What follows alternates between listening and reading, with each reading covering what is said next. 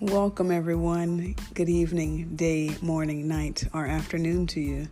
I hope that this is reaching you in the highest of the spirits, the highest of the high. All right, guys, if you have any topic requests or would like to be on the subscription list or would like to be featured on this podcast, please hit me up, shoot me a text, send me a direct message on Instagram or Twitter, Agent K21, or just on Instagram, Agent K21 Podcast. All right, guys, we're talking about Neverland. Neverland. What is Neverland? Neverland is a fictional place.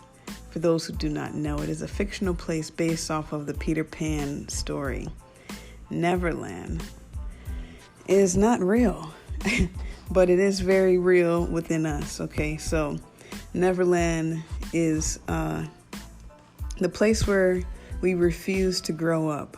So these are our childhood limitations that, we carry into adulthood. What we don't deal with in childhood, we carry into adulthood. And so, we're going to talk about some of those childhood beliefs, childhood wounds, childhood healing. The inner child, that's what this is all about, the inner child. Now, what is the inner child? The inner child is a part of yourself, is all of your childhood memories, your entire childhood, basically, is always within you. It's never far from you. It's always there. And, as we grow and develop, it becomes subconscious. It becomes things that we're not aware of that we continue to hold true to us. So any type of traumatic experiences, any type of bad memories, even good memories are stored in the inner child. So when you begin doing shadow work and things like that, you discover the inner child. So we're going to talk about Neverland. All right. Neverland is not a real place. Okay. I mean, technically it is, if you want to be technical about it. Neverland, the Neverland Ranch, if we want to talk about that. But the author of Peter Pan explains that the Neverlands are found in the minds of children, and that although each is always more or less an island, and they have a family resemblance, they are not the same from one child to the next. So it says, for example, John had a lagoon with flamingos flying over it, while his little brother Michael had a flamingo with lagoons flying over it. The novel says that the Neverlands are compact enough that adventures are never far between. It says that a map of a child's mind would resemble a map of Neverland with no boundaries at all. So that's a mouthful. We just talked about boundaries and adventure and some of the things that we negate in our childhood. So, shout out to Neverland.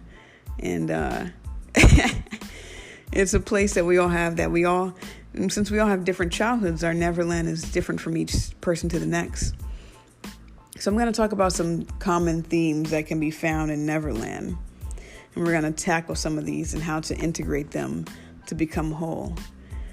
So, as you heard, one is no boundaries. So there are no boundaries. No boundaries in this Neverland. People who have no boundaries will violate other people's boundaries. Okay. What are boundaries? Boundaries are basically your feelings that indicate what limitations you hold, where your limits are. Your boundaries will say, hey, this doesn't feel right. I'm not going to do this. Or I don't really want to go to this party. Your boundaries are, defined by saying no and meaning no. Saying what you mean, meaning what you say. That kind of stuff is part of your boundaries. But boundaries is a whole topic that we're going to really dive into later on, because boundaries are not something that is really enforced. And for those of us who come from enmeshed trauma, enmeshed families, boundaries are basically not even a thing. So for those of us who have that dynamic, we have to work very diligent to create and to maintain those boundaries. For those of us who have been in abusive, toxic, narcissistic, codependent relationships, boundaries are also going to be a big thing for you. You're going to have to work on establishing, maintaining, and creating those boundaries. And so if we weren't seeing what healthy boundaries are, we're going to have to really find what they are first, create them for ourselves, and then maintain them. And so boundaries, that's a whole nother topic, but that's one of the beliefs that's set in Neverland, is there are no boundaries, okay? So that's one thing. Never-ending adventure is another. Now, I'm one for fantasy and adventure all day long, but when it comes to the inner child running rampant and having no type of discipline, no type of consistency, no type of anything, that kind of creates, I don't want to say disaster, catastrophe, but kind of, sort of, because you use the adventure as escape, or we can use adventure as escape instead of exploration and development. So when the inner child wants to run rampant, it can be a little irresponsible, You want to take this 7-day vacation and you know that you have no money. And you're just like, nope, I want to take myself on this adventure, so I'm going to go for it. That's kind of irresponsible, and rent's due the next day. That's kind of, leaving yourself in shambles there. So when it comes to this particular childhood Neverland theme, we want to really integrate how to make every day an adventure so that no one's feeling left out. No part of yourself is feeling abandoned or hurt or lonely or neglected. We want to embrace all of that. And so we want to set up some healthy boundaries, and we also want to set up some good fun for ourselves. Every day you should take yourself on an adventure, whatever that looks like for you. Watch a new movie, go to somewhere you've never been before, do something fun for yourself each and every day. Open up a coloring book. Who knows? The possibilities are endless. All right. And so those are a couple of that we just learned from Neverland. Some more Neverland childhood limiting beliefs are being the victim. Being the victim, always wanting someone to rescue you, fix you, or save you. Okay, so victimhood, victim mindset is everyone's out to get me. It's kind of pointing the finger at everything else. And it's saying, I'm not safe with myself. I need to be rescued from my life, from who I am. I need to be fixed. And so we attract these things on a subconscious level of putting ourselves in situations where we need to be rescued, or, intentionally, I don't even want to say intentionally, but intentionally, getting ourselves in situations are having issues occur. For example, for myself, I definitely can fall into this category of not necessarily wanting to be rescued, but wanting to be taken care of. And so situations can arise where I'm, I find myself in situations where I'm like, not doing too well right now. I guess I need to be taken care of. That's a childhood belief that wants a part of the self wants to be really taken care of, doesn't want to grow up. But that's in direct conflict for those of us who have this victimhood. It's usually in direct conflict with wanting independence. So usually you'll see a clash where you want independence, you want autonomy, but there's this clash going on. And so I'll use my own life as an example. I was not happy where I was living. I wanted to get out of Miami. I was so tired of it, but I felt stuck, and I felt like I couldn't get out of there. I couldn't get out of there. I needed to be rescued. So quite literally, I was rescued out of there. But then I'm put into another scenario where I'm like, oh man, I want to be rescued from here too, right? And so it's a perpetuating belief that continues to go on and on and on. And until we find where the root of this is, We can't really work with it. All right, so we don't want to work against it. We want to work with it. And so in this situation, you have to realize, hey, I have to be my own hero. I have to be my own captain right now. I'm Captain Hook. I'm Captain Jack Sparrow, and I'm going to save myself from myself. And you save yourself from those situations, and you realize that you want to be rescued, probably because you were always rescued in childhood, probably because you weren't rescued in childhood, so you want to be rescued. So many ways that this can happen, and so what happens is you have to rescue yourself. You have to take care of yourself. And I can only speak from a personal experience. I know for myself, there's a deep-rooted sense of distrust for self. So we have to trace back, where did this distrust of self come into play? When did this first occur? When is it happening now? And how has it happened past this moment? And so you have to find out, where did this sense of distrust? Because if you don't trust yourself, you wouldn't trust yourself to rescue yourself. You wouldn't trust yourself to save or fix yourself or anyone else. And so you hand over that trust. You hand over that and put it in the pockets of someone else or something else. This higher power is going to rescue me from the situation. This external something is going to rescue me. Newsflash, no one's going to rescue you. You must rescue you. And then, the other one is powerlessness. Powerlessness. When we feel powerless, we essentially give our power away to other people. We feel those people have it better. Those people can do this. And you feel boxed in by your limitations. That's not true. Everything is available to everyone at all times. And it's a choice to take those opportunities and to take the path that is laid before you. Now, it can be very daunting at times to embrace what is. And I'm going to do a whole episode on embracing what is. But again, we don't want to fight against anything. We want to work with everything, because everything is working for our good. And when we truly, truly believe that, we'll start to see that, So I may say, oh man, I really want to get rescued from this living situation I'm in. And then I get rescued. Then I go, oh man, I really want to get rescued again. And then you have to pause and say, wait a minute. What good has come from this situation? And then you start thinking, well, I got out of that terrible living environment I was in, or I finally was able to do X, Y, or Z.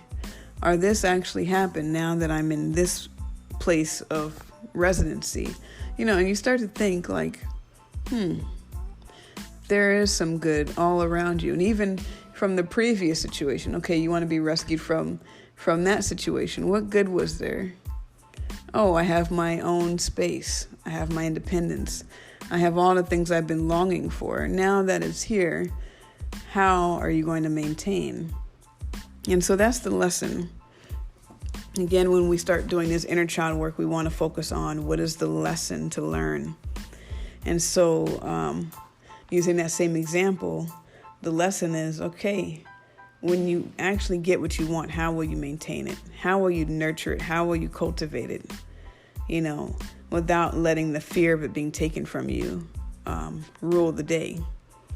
And so those are a few things that can happen in this Neverland, this never-ending Neverland that we take with us.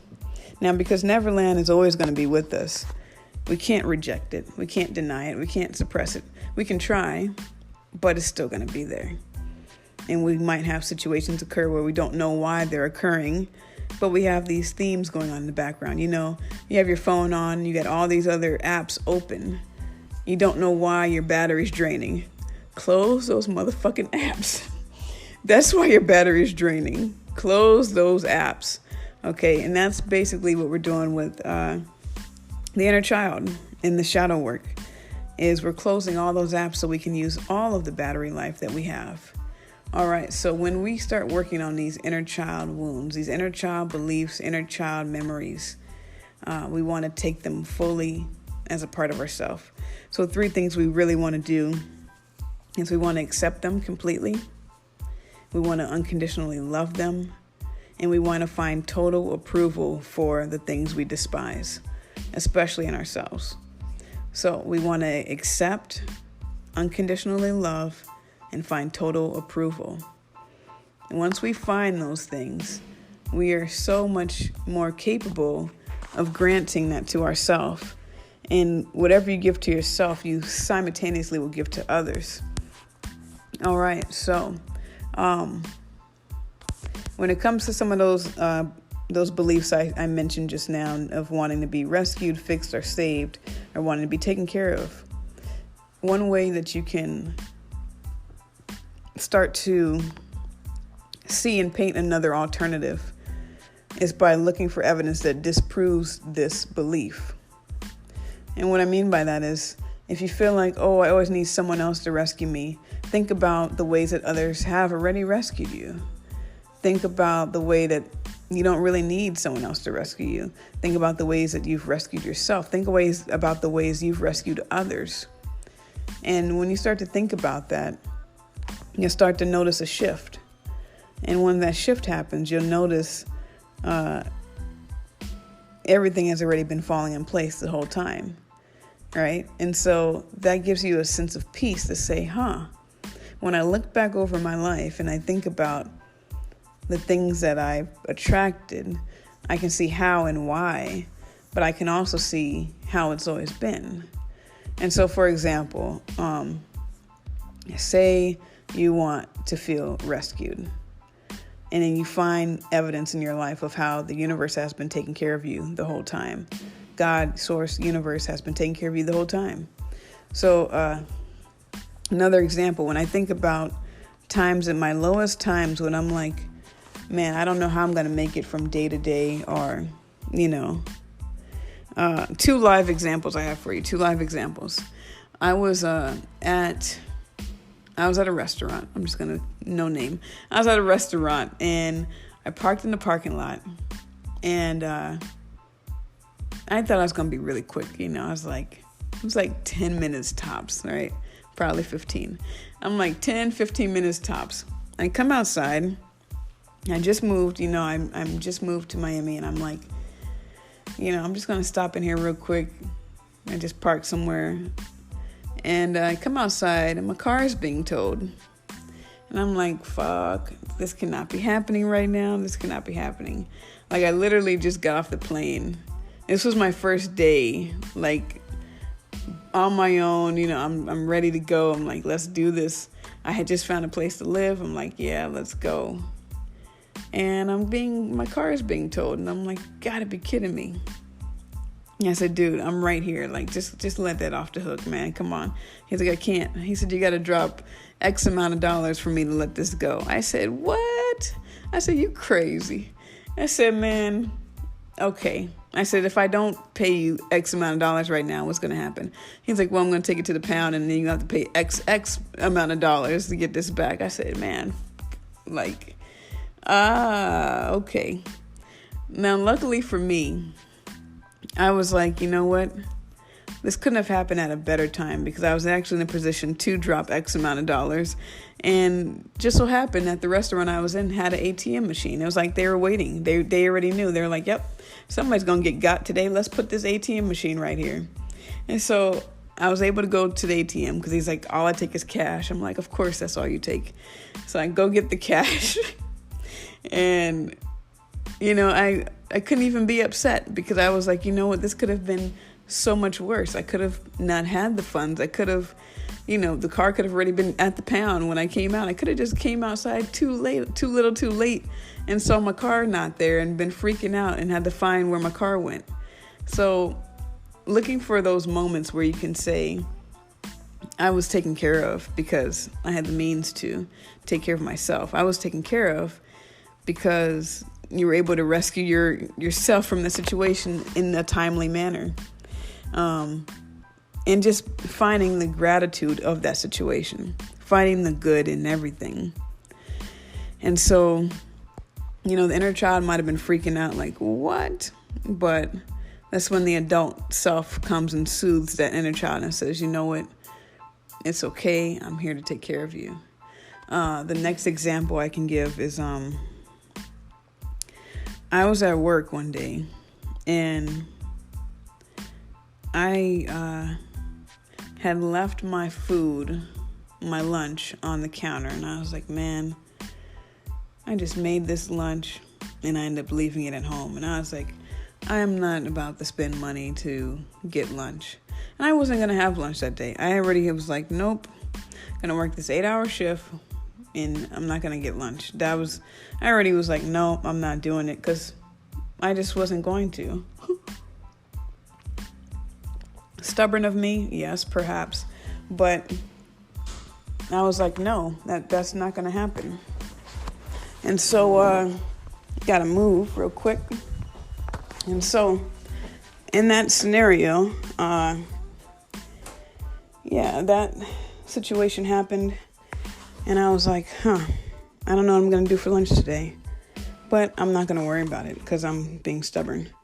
And so, I'm at work and I had this great customer experience. I mean, it was obviously so great that this customer says, I want to buy you lunch today. And I'm like, oh, okay. Yes, you do. And I was like, you know what? This might be a little unorthodox, but I'm going to take you up on that. And I said, let's go. I said, my lunch break is actually right after you. I'm going to make sure that this appointment stretches out so that it is after you. And I ended up going and having lunch with this customer, and they treated me to lunch, and it was a blessing, and it also was a lesson for me too. But seeing those moments where the universe has always taken care of you. So whether it's you taking care of yourself in your own way, taking care of others, finding ways to appreciate where you are in life will do immensely good things for you. So this is all for now. We're going to continue talking about Neverland. So make sure you check out the last 2 episodes, and I will see you until next time.